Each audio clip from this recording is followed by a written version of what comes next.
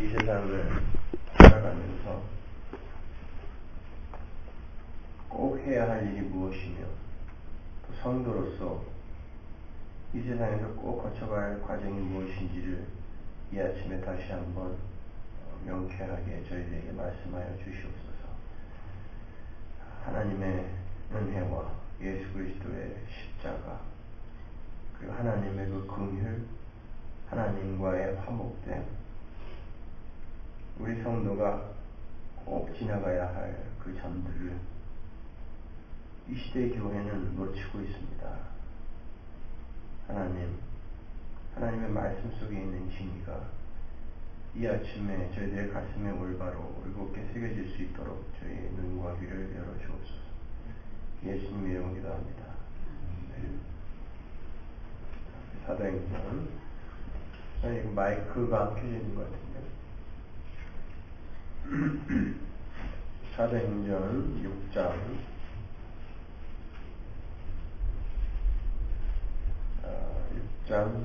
1절에서 4절까지.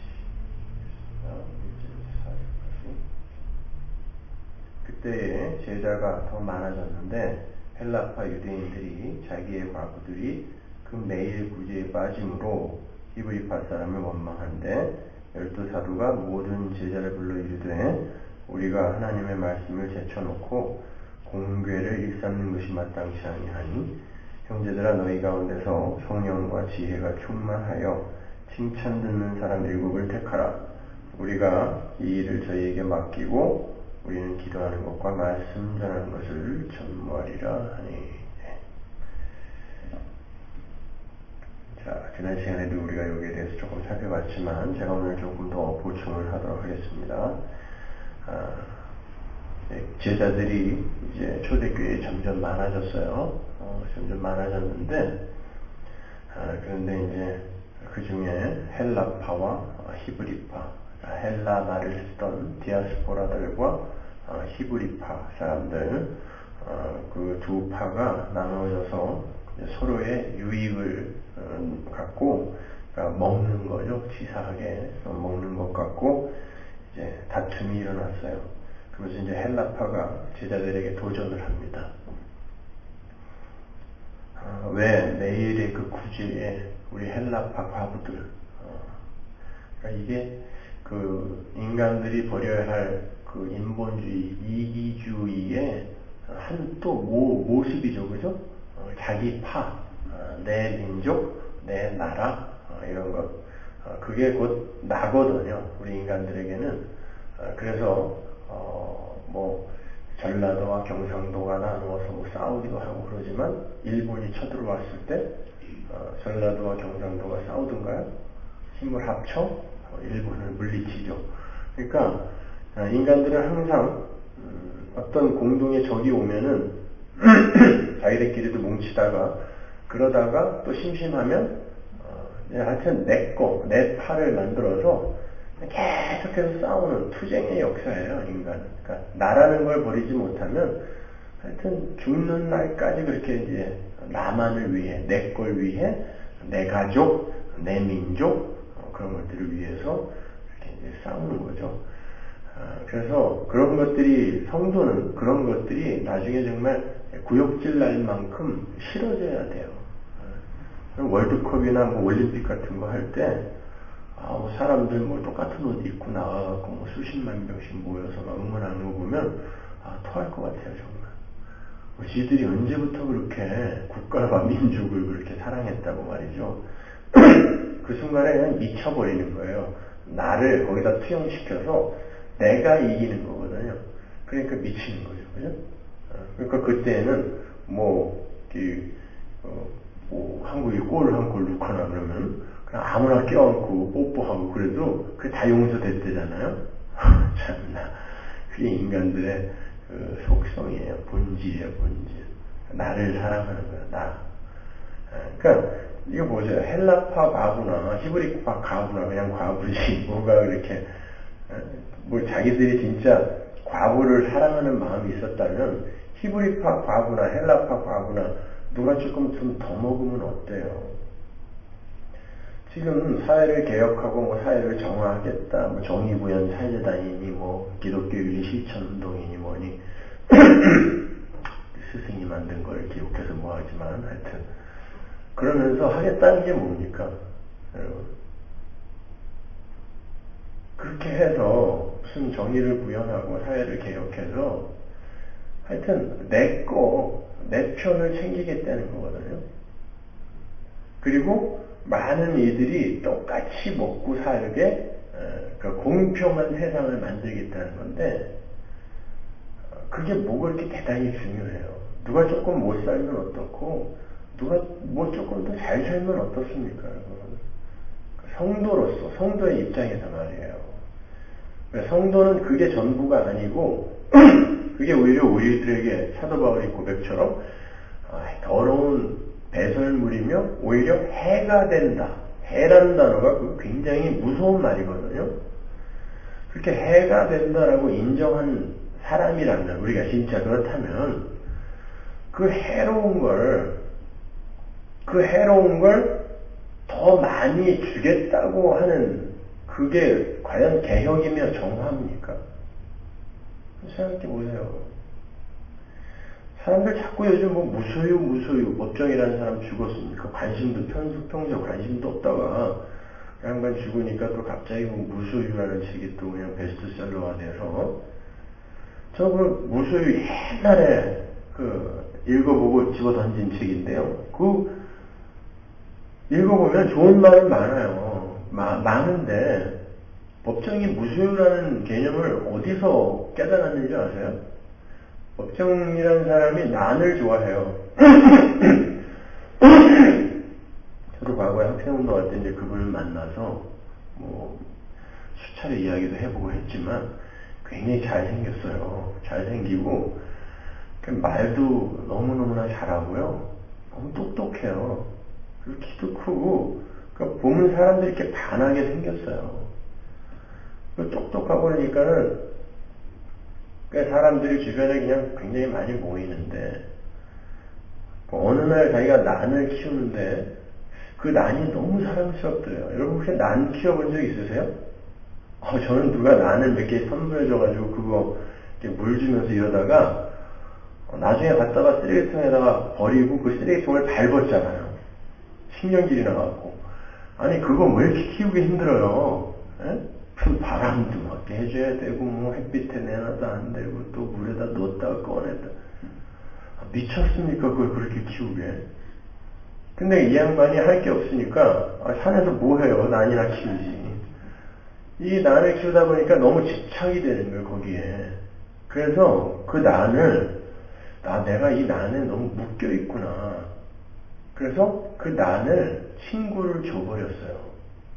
그러면서 자기는 비로소 해방과 자유를 느꼈다 그러는데 저는 그 대목을 딱 읽으면서 그래 너 집착과 네 집착과 너의 그 소유욕에 대한 그런 해방을 위해서 네 친구에게 집착을 너는 줬구나. 그거 아닙니까? 자기에게 집착이 된 거면 쓰레기통에 갖다 버렸어야지 왜 남에게 갖다 줍니까? 그럼 그 사람은 뭐예요? 네? 그리고 거기서 무소유의 자유함을 깨달았대요. 근데 그 양반의 책 인세가 한 달에 수천만 원이 넘었습니다, 여러분. 그거 갖고 자기가 뻐기고 싶은 일은 다 했어요. 장학금도 주고, 뭐, 구제도 하고 다 했단 말이죠. 그리고 언제든지 먹고 싶은 게 있으면 다 먹을 수 있었어요. 그러면 뭘 갖고 있을 필요가 있어요? 성철도 마찬가지예요. 그 사람 장상 하나, 집신 하나밖에 없었지만 언제든지 퍼스트 클래스를 타고 전 세계를 돌아다닐 수 있는 배경이 있었단 말입니다. 테레사 수녀 자가용 비행기가 그 재단에 7대가 있었습니다. 그게 무슨 일입니까? 아무 때나 자가용 비행기 타고 전 세계에 강연 다닐 수 있었다고요. 그리고 그냥 그거 뭐가 불편해요, 그게? 에? 아무 때나 먹고 싶으면 먹고, 가고 싶을 때 가고, 그리고 산사에서 조용히 그냥, 산사에 짐이 뭐가 필요해요? 필요할 때마다 동작시켜서 사오라고 그러면 되는데, 그게 인간들이 이야기하는 무소유예요. 지 자랑, 지 영광, 자기 가치 챙기기. 여러분 그걸 죄라고 그래요.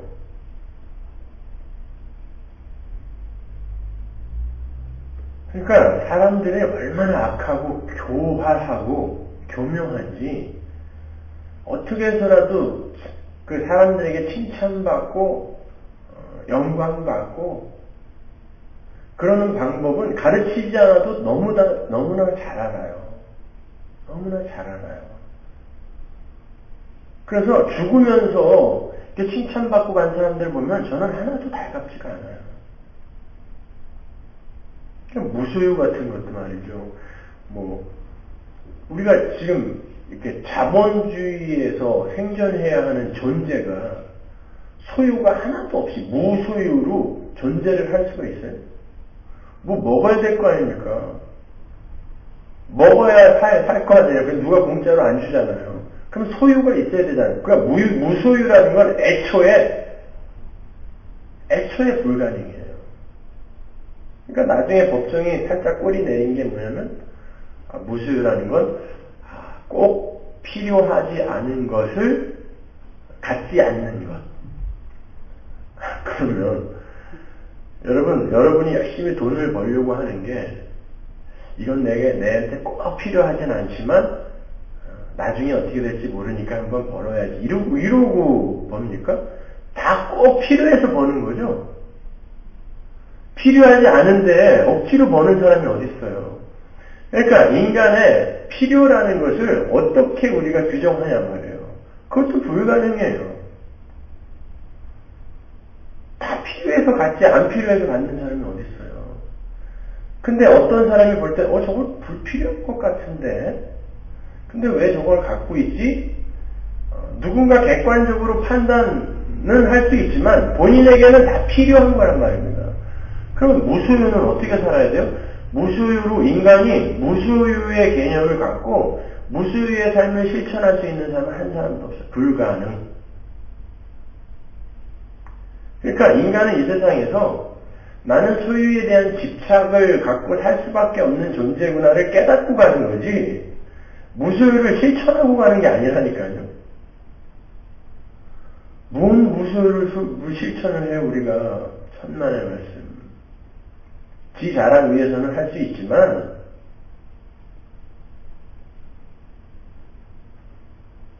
그렇게 자발적으로 자기를 버리는 그 법정의 책 마지막에 보면은 우리는 모든 것을 이렇게 무소유를 실천해야 버려야 진짜 큰 걸 얻을 수 있다. 여러분 그 말이 멋지죠? 진짜 큰 걸 얻기 위해 소유를 버린다? 도둑놈이에요 이게. 진짜 큰 거, 나라는 존재에 대한 집착, 이걸 지키기 위해 그 작은 거 버리겠다는 게 이거를 존경한다고 수십만 명이 그냥 다비식 때 보셨어요? 스님 나오세요 뜨거워요 나오세요. 아이고 연극들 하지 말아라. 거기서 어떻게 나오냐. 지들도 알면서 괜히 무슨 사극 찍어요. 나오세요. 다 코미디예요, 인생은. 그렇게 불타는 법정 보면서 지옥에선 더 뜨겁게 타고 있을 텐데 참 사람들 불쌍하다. 근데 그 법정 스님의 다비식에 목사들이 가 있어요. 또 자유주의 신학자들. 그런 인간들 보면 목사들 그 설교 막 비판해갖고 대박 터뜨린 정영섭이라는 목사도 거기 가서 그런 걸 보고 또 개혁주의의 선봉에선 어떤 목사가 그러니까 이 시대 교회 자체가 꼴통이에요. 완전히 이런 곰탱이들이 그런 거를 그냥 개혁이라고 생각하고 그 사람은 여러분 예수를 하나님의 아들이라고 믿지를 않는 사람이에요. 그따위 조직신학자가 무슨 설교학을 비판을 하고 성경신학을 비판을 해요. 교회력은 인간이 토해내놓은 이 쓰레기 같은 똥덩어리 같은 역사일 뿐이에요. 근데 교회력에 따라 설교하지 않으면 뭐 어쩌고 저쩌고. 저는 그 사람 그 너무 웃겨요. 인간은 그래요. 그렇게 자기라는 걸 버리지 못해요. 그러니까 우리가 돌아가고 싶어하는 초대교회 안에도 이런 지저분한 싸움이 있었단 말입니다. 헬라파, 히브리파, 그게 뭐라고? 바울파, 베드로파, 예수파. 그러니까 인간들의 그게 속성이에요. 파만들어서, 그러니까 파는 나니까 나, 내 새끼, 내 가족. 여러분 그거는 우리에게 벌이라고 준 거지. 거기에서 뭔가를 배우고 진짜 사랑이라는 게 무엇이며 그리고 인간의 집착이라는 게 무엇인지를 배우라고 그리고 벌이라고 준 거예요. 하나님 나라에 가서 여러분은 그 관계와 아무 관계 없이 살거든요. 근데 지금은 우리에게 집착의 대상으로 주어져 있단 말입니다. 그때 여러분이 그걸 버리지 못하는 걸 보면서 버리라는 거 아니에요. 버리지 못하는 걸 보면서 야, 인간은 이렇게 내 것에 대한 집착에서 벗어날 수 없는 존재구나를 배우는 거예요. 그리고 가슴을 쳐야 하는 존재지 내 모든 것을 희생해서 너만을 위해 살겠다. 아버지 말을 위해서 살겠어요. 이렇게 효도하고 사랑하라고 준 존재가 아니란 말입니다, 여러분. 그럴 거면 하나님 나라에 가서도 계속 관계가 유지돼야죠. 아니 그렇게 사랑한 존재가 나중에 지옥 갈 수도 있는데 그들이 지옥에 가서 불타는 거 보고 어떻게 하실 거예요? 어떻게 천국에서도 그걸 보고 할 수 있냐면 하나님이 여러분이 부활의 몸을 입을 때 그 관계를 완전히 끊어주신다. 이 세상의 소유나 가치, 힘에 대한 그런 애착을 그때 여러분이 죽을 때 다 끊어주는 것처럼 그 관계 또한 그때 다 끊어줄 거예요. 그러니까 이 세상에서는 여러분이 그러한 것들을 집착하고 하면서 야, 참 사람은 이런 거구나. 하나님보다도 그냥 이런 사소한 것 그리고 이런 관계 이런 걸 더 좋아하는 존재들이구나를 그냥 깨닫고 하나님의 은혜가 아니면 나는 어떻게 하나 배우고 가는 거예요. 수요일에 말씀드린 것처럼 우리는 이 세상에서 어떻게 그 하나님의 심판에서 벗어나야 할까? 나는 지금 하나님의 심판 아래에 놓인 존재인데 나는 거기에서 어떻게 벗어나야 할까를 고민하는 자로 이 세상에서 그렇게 성숙되어져야 되는 거예요. 이미 나는 구원을 받았어요. 그러나 그 구원은 수시로 흔들리게 돼 있어요. 그게 당연한 거고 그건 반드시 흔들려야 돼요. 여러분의 구원에 대한 확신은 반드시 흔들려야 돼요. 자주. 그러면서 그 흔들리는 구원의 확신 속에서 그런데 어떻게 나는 이렇게 이 심판에서 벗어날 수 있는가를 계속해서 성경을 통해 확인하면서 하나님에 대한 사랑을 키워가는 거예요. 그분에 대한 의존과 그분에 대한 신뢰를 키워가는 게 신앙생활이에요.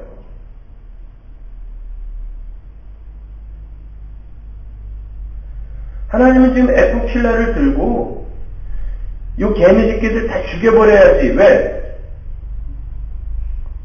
하나님 앞에는 하나님을 모욕하고 하나님을 인정하지 않는 모든 존재는 그냥 오물이에요. 쓰레기란 말입니다. 그냥 죽은 흙이에요. 하나님의 생명력과 전혀 연관이 없는 존재들은 그냥 흙이란 말입니다. 티끌. 거기에다가 하나님이 생기를 불어넣어야 비로소 생명, 하나님과 관계 있는 존재가 되고 그게 진짜 하늘의 존재예요. 나머지는 그냥 죽은 흙인데 잠시 환영처럼 움직이고 있는 것뿐입니다.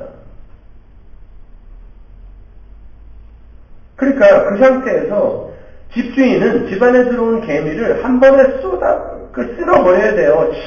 뿌려서 이제 한 번 뿌리면 그냥 가는 거예요. 하나님의 진노의 손안에 놓여있는 죄인들이라는 그 조나단 에드워드의 설교처럼 우리가 그 하나님의 진노의 손을 볼 수 있어야 하는 게 성도예요.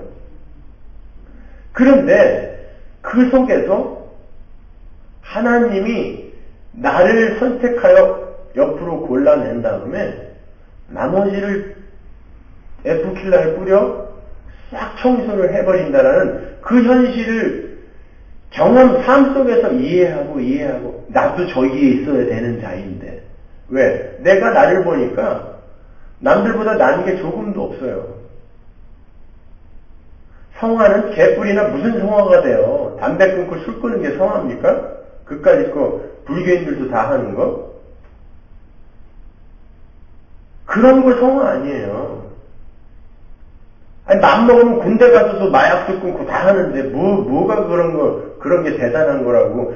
성도만이 할 수 있는 게 성화 아닙니까? 그래서 성자가 들어가는 거예요. 거기에 sanctification. 그게 뭐냐고요? 하나님이라는 존재를 인식하고 그분과 화목하게 되는 그 과정에서 일어나는 전체가 성화인 거예요. 그러면 그 하나님과 내가 화목하게 되려면 내가 얼마나 죄인인지가 드러나야 그분이 나를 용서하셨다는 것에 대한 감사가 커질 거 아니에요. 그때 그분과 화목하게 되는 거예요. 그런데 그거를 인식하지 못하고 내가 얼마나 죄인이라는 거, 나는 이제 곧 에프킬라 찍 견지면은 곧 죽어야 될 개미라는 걸 그걸 자각하고 인식하지 못하고 그런 죽은 흙이라는 걸 인식하지 못하고 자기들끼리 파당 지어서 싸우고 깨끗하게 하겠다고 주인은 지금 그 더러워 죽겠는데 개미들끼리 막 사회 정화를 하면서 야야 줄 맞춰 질서 지켜 야 도덕 윤리를 잘 지켜야지 아무 관심 없어요. 저는 집안에 개미들이 우글우글 하면서 지들끼리 뭐 강간을 하건 뭐 하건 아무 상관없어. 나는 그냥 팍 뿌려서 죽이고 싶은 마음밖에 없어요. 지들이 법규를 잘 지키건 윤리를 도덕을 잘 지키건 아무 관심 없어요. 그냥 그들이 하는 건 다 쓰레기예요. 여러분 우리가 하는 일이 하나님의 눈에 하늘의 관점에서 어떤 일을 해야 하나님 마음에 흡족하겠습니까? 개미들 들어와서 집안 어질르는 것 똑같은 거예요. 지들이 청소한다고 해봐야 무슨 이상한 꼬리에서 산성액을 뿜어 더 지저분하게 만들었는데 그게 개미들의 청소 방법이에요. 사회개혁, 정의구현, 말도 안 되는 것이. 하나님은 그래 깨끗하게 니들 뭐 하겠다고 하는데 더러워 죽겠다. 내 백성들 여기로 나와. 그 현실을 깨닫는 걸 성도라고 하는 거예요. 그걸 알아야 아이고 하나님 제가 뭘 했다고 저도 똑같이 하나님의 이 완벽한 창조 피조 세계를 더럽힌 것밖에 없는데 내가 뭘 했다고 하나님 나를 절로 저렇게 밀어주십니까? 감사합니다. 고맙습니다. 그렇게 하나님과 친밀해지는 거예요. 하나님 왜 나만 사랑해 주세요? 왜 나만 사랑해 주세요? 그거 배우는 거예요. 여전히 전 이렇게 모자라는데요. 여전히 전 이렇게 다른 이보다 못났는데요. 근데 하나님 왜 나만 제일 이쁘다고 그러세요? 그거 배우고 가는 거예요. 왜 나만 제일 이쁘다고 해주세요? 그 하나님을 아는 사람이 그 하나님을 어떻게 사랑하지 않아요? 그 사랑이 점점 커가지. 네?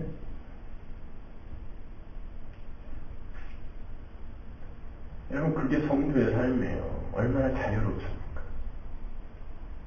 얼마나 행복해요. 그리고 곧 끝나버릴 이 인생. 그러면 요즘 얼마 전에 또 중국에서 커다란 지진이 일어나고 수백 명이 죽었어요. 이제 수백 명 죽은 건 인터넷 뉴스에서도 하루거리예요. 하루 있다가 또 쑥 내려갔어. 몇십만 명 죽어야 한 일주일 가는데 왜 이렇게 이 땅을 자꾸 흔드시는 줄 아세요? 점점 더 많이, 점점 더 세게. 니네 이렇게 흔들리는 땅에서 계속 살 거야? 부르시는 거야. 언제 이렇게 흔들려서 언제 떨어질지 모르는 일상에서 계속 그렇게 뿌리 박고 살 거야? 없는 거예요.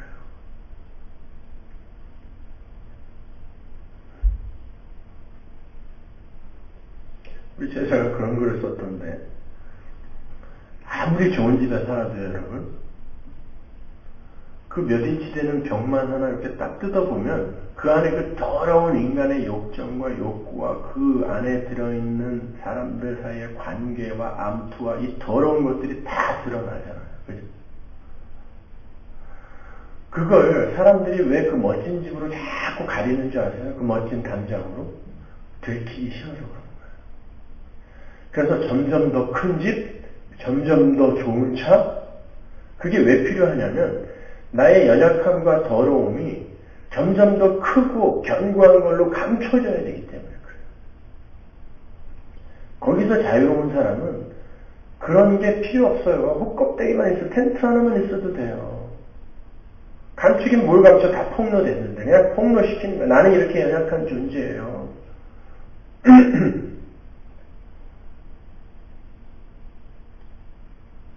여러분 이 세상에서 존경받을 만한 사람은 하나도 없어요. 누가 누구를 존경합니까? 우린 죽는 날까지 오호라나는 공고한 몸이로다. 누가 이 사망의 몸에서 나를 좀 건져다오. 이 로마서 7장의 고백을 좀 더 깊이, 좀 더 확실히, 좀 더 크게 하고 가야 되는 거예요. 그때 우리 하나님이 그래, 그렇게 네가 비워줘야 내가 너를 채우지. 그때 인성과 신성이 연합되는 거예요. 그게 부활의 몸입니다. 근데 우리가 우리 안에 나라는 존재로 가득 차워져 있으면 신성이 연합이 될 수가 없는 거예요. 나는 아닙니다. 무력한 존재입니다. 그것을 계속 경험하는 거예요. 배우는 거예요. 그래서 나중에 여러분 천국 가면은 진짜 깜짝 놀라실 거예요. 저런 인간이 어떻게 여기 들어가 있지? 이런 사람이 있을 거예요. 저런 인간이 어떻게 여기 와 있지? 근데 아니 그 고매하고 그 순전한 그분은 어디가 계신 거야? 보니까 저기서 막 타고 있어. 에? 막 몸에다 신나 끊고 민족 결례 그러면서 산자가 따르라 그랬던 사람은 여기서도 타고 거기서도 계속 타고 있어. 너 불 되게 좋아한다. 계속 줄게. 여기서 더 타라. 인간은요, 인간을 위해 죽을 수 있는 존재가 아닙니다. 그건 객기인 거예요.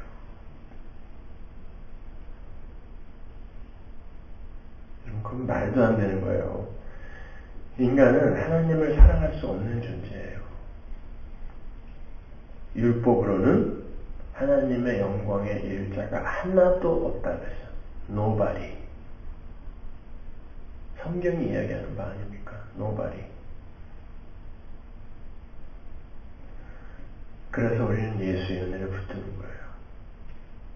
그리고 하나님이 이제는 내가 도덕과 윤리를 잘 지켜서 내 가치와 영광과 인기를 챙겨야지가 아니라 하나님이 기뻐하시는 삶이 무엇일까를 고민하기 시작하는 거죠. 그리고 이제 결국 나중에 하나님이 바꿔주는 거예요.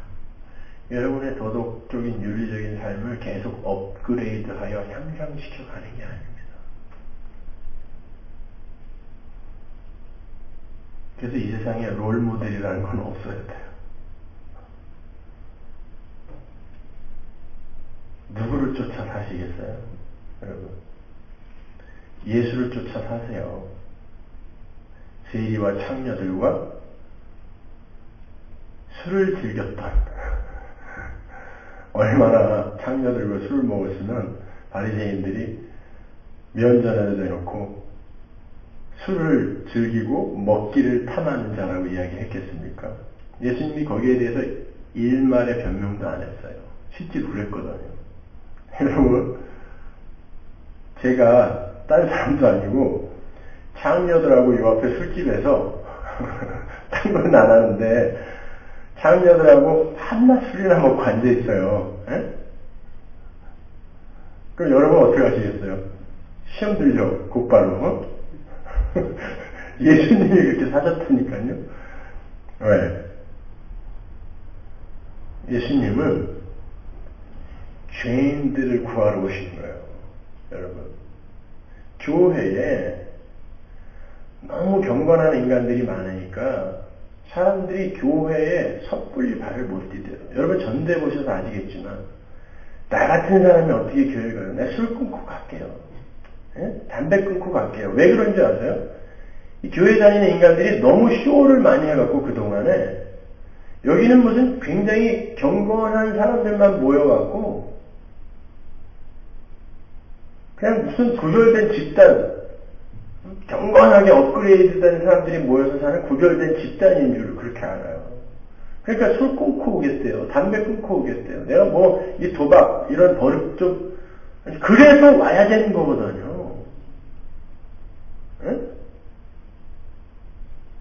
술 좀 취해서 오면 어때요? 그때 우리 정 선생님 같은 분 맨날 알코올 중독자였잖아요. 맨날 요 앞에 앉아 계시는데 설교하면서도 술 냄새가 날 정도였으니까 앉아서 오줌도 싸고. 근데 그 새벽에 아무도 도와주질 않으니까 왜? 옆에만 가면 냄새가 나 죽겠거든요. 질이 있네. 쾌쾌한 냄새. 그러니까 걸어서 새벽을 돌아가시기 얼마 전까지 매일 걸어서 새벽기도 와갖고 여기 앉아서 그 돌아가시기 일주일 전에 나가시면서 코는 새빨개갖고 그때도 역시 술에 취해갖고 목사님 하나님이 저 같은 것도 사랑하시네요. 그게 마지막 말이었어요. 그리고는 얼마 있다 넘어지셔갖고 그냥 돌아가셨는데 누가 그분을 욕해요? 아니 죽는 날까지 술도 못 끊는 사람을 하나님이 어떻게 구원하게 하겠냐고? 자기들은 못 끊은 게 뭐 한두 가지예요. 근데 그게 왜 꼭 술이면은 안 됩니까?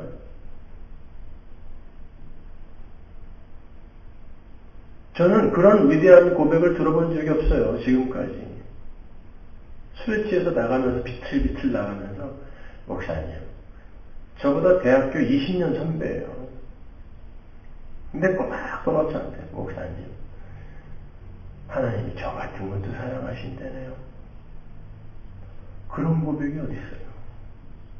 우리가 진짜 그런 고백 합니까? 내가 얼마나 죄인이며 얼마나 더러운 존재인지를 본인이 알고 그런데 저 같은 것도 하나님이 사랑하신다네요. 이게 성화의 절정입니다. 그 사람의 인생 속에서 술을 끊고 못 끊고가 뭐 이렇게 대단히 중요해요. 예수님도 즐겼던 걸. 근데 그걸 인간의 선악부조, 요거는 선이고 요건 악이야. 창녀들하고 술 먹으면 안 돼. 세리들하고 밥 먹으면 안 돼. 우리 이번 주에 이제 같이 공부할 부분이 세포도주, 세부대 이야기인데 그게 마태의 집에서 일어났던 일 아닙니까? 세리. 그 예수님이 기가 막혀갖고 너희는 무슨 소리 하는 거냐?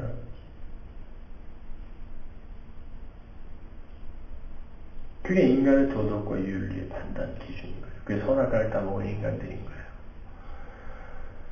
여러분, 우리는 하나님이 몰고 다니는 공이에요. 드리블은 하나님이 하시는 거고 우리는 공이라니까요. 공은 하나님이 높이 차 올리면 그냥 높이 올라가 있다가 떨어질 때는 떨어지고 헛방 차면 헛으로 날아갔다가 공은 지가 지 맘대로 다니면 안 돼요. 하나님은 하나님이 하신 일로 옳다 인정하심을 받은 분이라고 그랬죠. 하나님은 그분이 하시는 모든 일이 선이에요. 옳다 인정하심을 받는 분이에요. 창리하고 술 마시는 거 그게 선입니다. 그분에게 있어서. 그분이 선이라고 하는 걸 선이라고 해야지 인간들이 선악 판단해서는 안 돼요. 이 세상에서도 마찬가지입니다. 어떤 도덕과 윤리 그런 그 역사와 삶과 인생 시간을 보면서 여러분은 자꾸 묵시, 창세전, 영원의 관점으로 그걸 해석하려고 해야지 그냥 역사를 역사로 판단하시면 안 돼요. 그러니까 하나님이 시아버지와 강간을 한 여자를 묵시의 관점으로 의롭다라고 이야기하는 거예요. 의롭다. 나라를 팔아먹은 여자를 묵시의 관점에서 역사의 관점에서는 반역자죠. 죄인이잖아요. 그러나 묵시의 관점에서 바라봤을 때는 잘했어 이야기하는 거예요. 애기까지 그냥 송아지까지 싸그리 다 죽여버리는 아주 그냥 그 피도 눈물도 없는 그러한 잔인한 모습들을 선악 판단, 선악 구조로 봤을 때는 그건 악이지만 묵시의 관점에서 창세전에 하나님께서 선을 이루어가는 그 선이라는 목적지로 향해 가는 어떤 과정의 관점에서 바라보면 그게 선이란 말입니다. 그러니까 선악은 인간이 알면 안 되는 거였어요. 근데 선악과를 먹는 바람에 지들이 판단하여 하나님의 자리에 올라간 거예요. 누가 야고보서에 나오잖아요. 누가 너희들을 재판관으로 세웠느냐? 누가 너희들?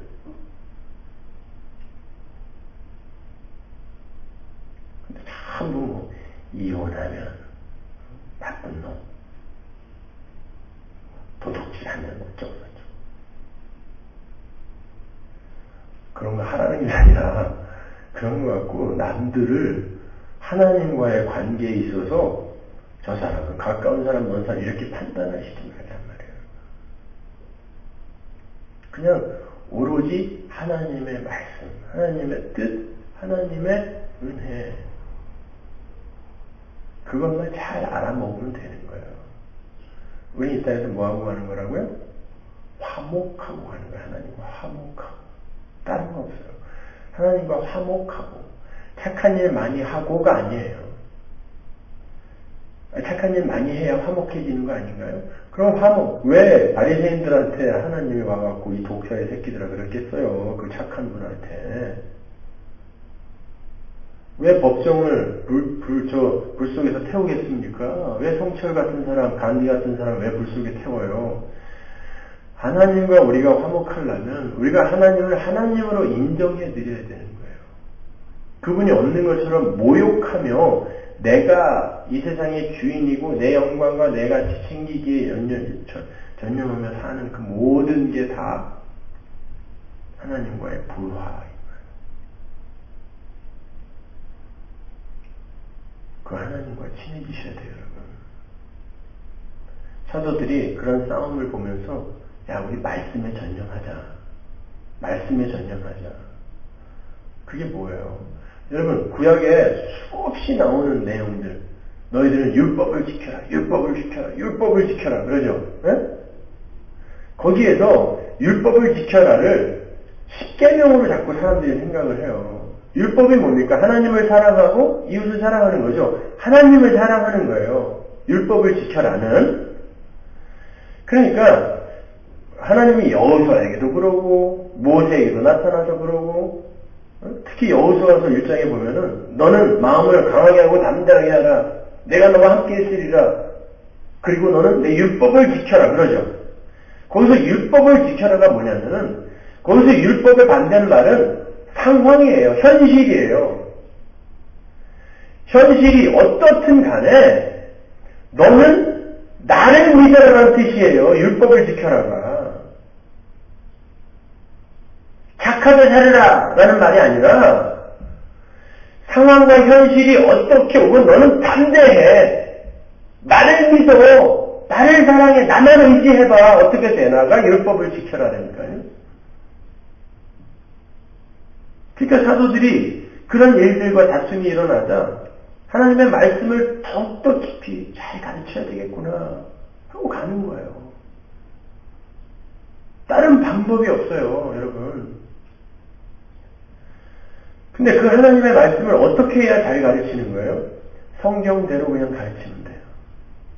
자꾸 사람들이 어떤 그 미사 여부 아니면 이해를 돕기 위한 예화 뭐 여러 가지 무슨 설교학도 있고요. 신학교에서 꼭 배우는 거죠. 뭐 이런 여러 가지 방법론을 들어서 이야기를 하는데 전 신학교 때 그런 거 강의 들으면서 단 한 줄도 제 설교에 유용하게 쓸 수 있는 걸 배워본 적이 없어요. 여러분 사도 바울이 성경에서 내가 사람의 지혜로 설교하지 않았다 그래요. 너희들 사람들의 철학과 속임수에 속지 말라 그러죠. 설교는 언변으로 하는 거 아닙니다. 그리고 어떻게 하면 쉽게 이해시킬까? 이거 걱정 안 해도 돼요. 우리 할머니 글도 모르셨고요. 성경 읽으면서 겨우 한글 깨우치신 분이거든요.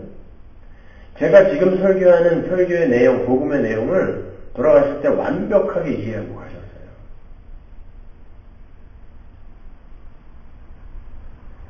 사람의 지식 정도, 교육 수준, 그런 거 하나님의 복음 이해하는데 요만큼도 도움 안 돼요. 그러니까 설교를 쉽게 해달라 이런 소리 하시면 안 돼요. 일부러 어렵게 할 필요도 없지만 하나님의 말씀을 어떻게 하면 쉽게 설명할까를 목회자들이 고민 안 해도 된다고 생각해요. 저는. 왜냐면 제가 지금 설교하는 수준이 웨스트민스터 신앙국의 소요리 문답 수준이거든요. 그거 이상 넘어간 거 보셨어요, 제가? 근데 그거는 국민학생 애들이 들었던 내용이란 말입니다. 불과 100년 전에. 이 시대는 더 미련해진 거예요, 사람들이? 아니요. 가면 갈수록 하나님의 백성들은 드물어져요. 제가 보기에는요. 그게 요한계시록의 전체 내용이에요. 점점 종말로 갈수록 환란이 커진다라는 게 바로 이런 현상인 거예요. 7년 대환란이 어쩌고저쩌고 이거 아니에요. 무슨 7년 대환란이 있어요. 성경 어디에 그런 말이 있어요. 그 세대주의자들이 만들어낸 일이지. 다니엘서 7장 가지고 9장 가지고. 지금 여러분은 점점 깊은 환란으로 가다가 나중에 아마겟돈 전쟁, 그때는 진짜 하나님의 말씀이 완전히 모독을 당하는 때를 이야기하는 거예요. 아닌데요, 환란이 더 커질 텐데요. 뭐가 환란입니까? 아니 어떤 게 환란? 지금보다 더 큰 환란이 여러분 지금 그건 환란을 안 겪고 있다라는 얘기거든요. 지금 성도라는 인간들이 더 큰 환란이 올 거라고. 더 큰 환란은 뭐예요? 나중에 막 고문당하고 뭐 이러는 거? 여러분, 제가 학생운동할 때는요, 안기부에 끌려가면요, 통닭처럼 매달려서 두들겨 맞았는데요, 온몸이 다 멍이었어요. 심지어는 큰 항아리, 김장 항아리에다가 뱀을 넣어놓고요, 사람을 빨개 벗겨서 그 뱀이 우글거리는 항아리에 놓고 뚜껑을 닫아버려요. 저는 그때도 악소리 한 번 안 냈는데요. 지금 신앙생활을 하면서 저의 모습이 하나님 앞에서 이렇게 낱낱이 폭로되며 하나님이 이끄시는 그 길을 따라가는데 맨날 떼굴떼굴 굴러요. 맨날 울어요. 어떤 게 환란이라는 거예요, 도대체? 그까짓 거 육체적인 고통 이딴 걸 환란이라고 생각하세요? 굶주림? 그 그런 건 인간은 얼마든지 견뎌낼 수 있어요.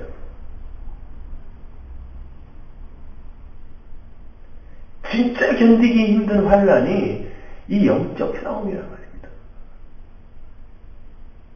그거는 어떻게 견뎌낼 수가 없어요. 이를 악물어도 참아지지가 않는 거예요. 그 환란이 지금 성도의 삶에 있어야 되는 거예요.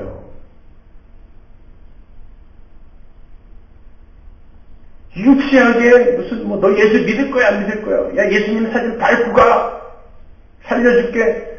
그거는 동화책에나 나오는 거예요. 그까짓 게 무슨 환란입니까?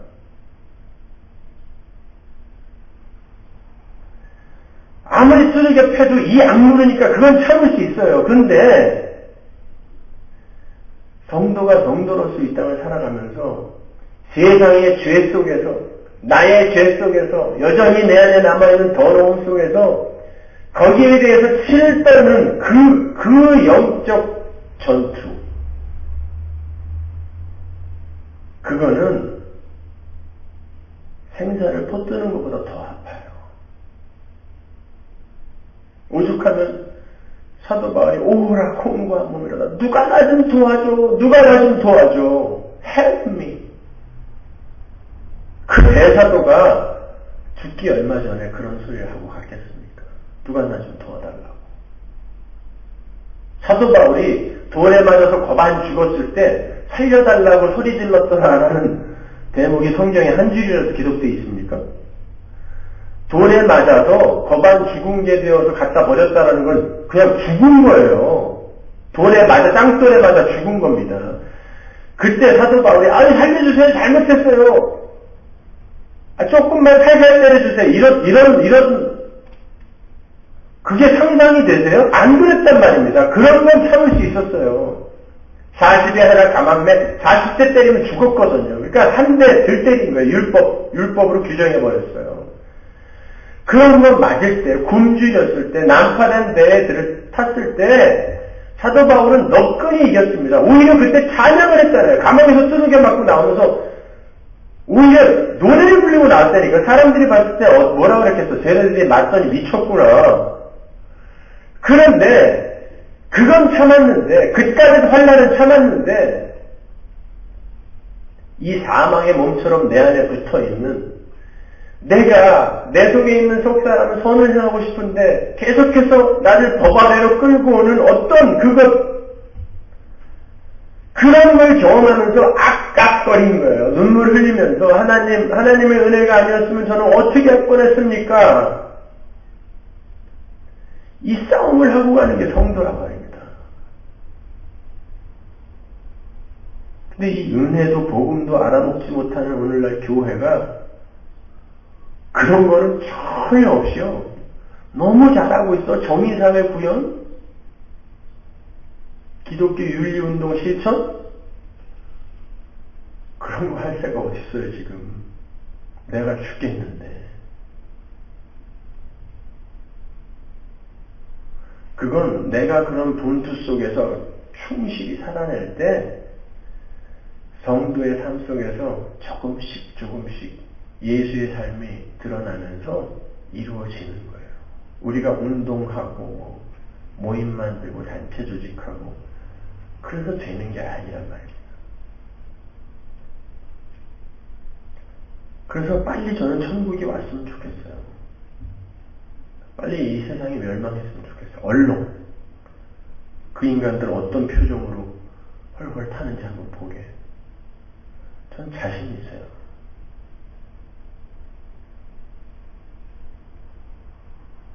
그렇게 잘나고 그렇게 멋진 일 하는 인간들 어떤 표정으로 타고 있는지 꼭 한번 보고 싶어요.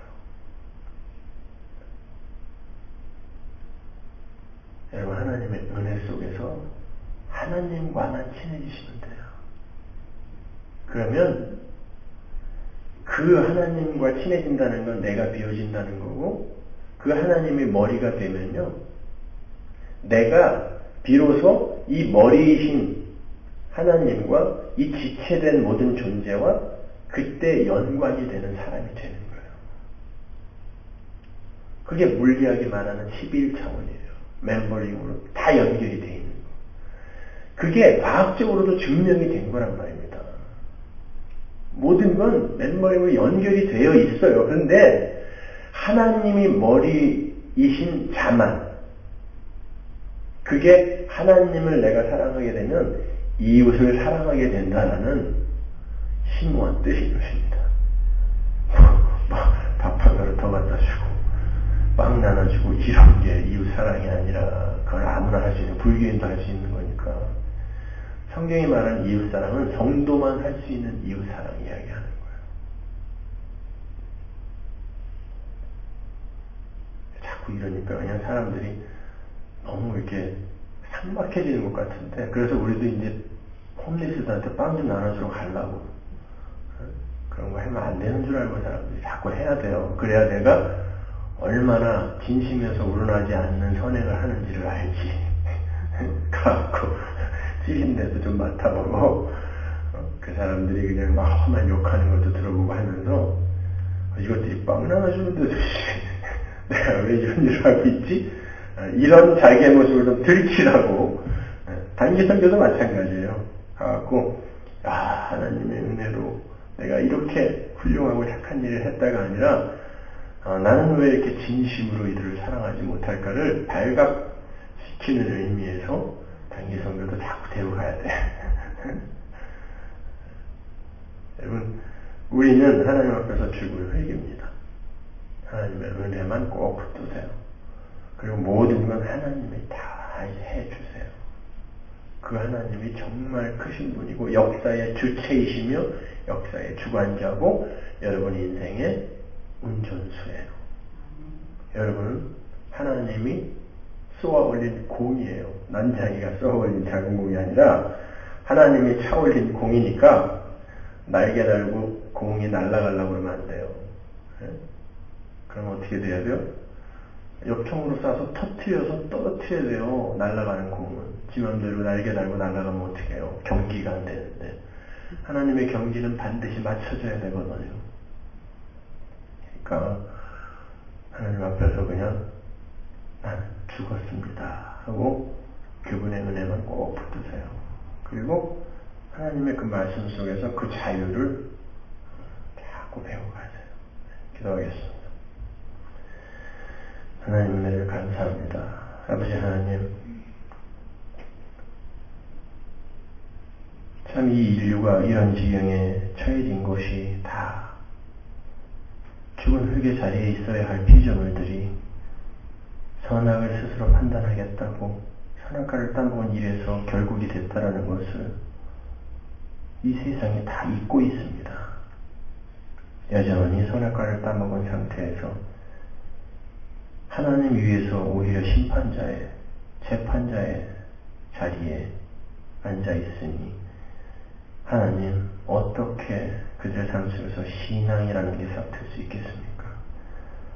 하나님, 우리의 처음자리, 우리의 그 어머니 태 속의 핏덩이의 자리, 죽은 흙의 자리, 그 자리가 바로 우리의 자리라는 걸 깨닫게 하시고, 어머니로부터 생명수가 흘러나오지 않으면 그 자궁 속에 태아는 죽을 수밖에 없다라는 그 사실을 직시하며 하나님의 은혜만 붙들며 살 수 있는 참된 성도들 다 되게 하여 주옵소서.